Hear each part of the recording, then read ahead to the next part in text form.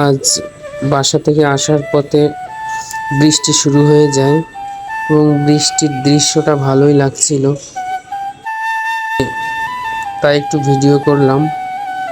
মাশাআল্লাহ, প্রকৃতির দৃশ্যটা অনেক সুন্দর লাগছে দেখতে, আর এজন্য একটু ভিডিও করা। আর এটা হলো আমাদের মহিলা মাদ্রাসা, ওই যে গেট দেখা যাচ্ছিল, তবে সে বাতাসে আমাকে আর ভিডিও করতে দিচ্ছিল না। একদিক থেকে আমার ফোন সেভ করব, আরেক দিক থেকে আমি ভিজে যাচ্ছিলাম। যাই হোক, তারপরে ছাতা মাথায় দিয়ে আস্তে আস্তে আসতে থাকি টার্মিনালে যাব বলে।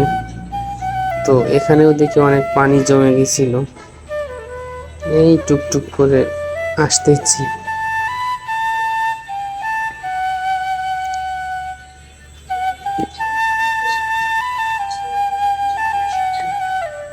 আশেপাশেও দেখি যেখানে গর্ত ছিল সেই গর্তগুলো ভরে গেছে পানিতে। তারপর রাস্তায়ও দেখি অনেক পানি হচ্ছে। রাস্তাটা ফাঁকা ছিল, বৃষ্টি হচ্ছিল, অনেক সুন্দর লাগছিল।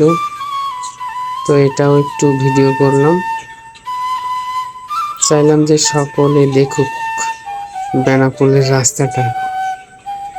তারপরে বৃষ্টি শেষে আমাদের যে টার্মিনাল আছে, টার্মিনালটা একটু ভিডিও করলাম।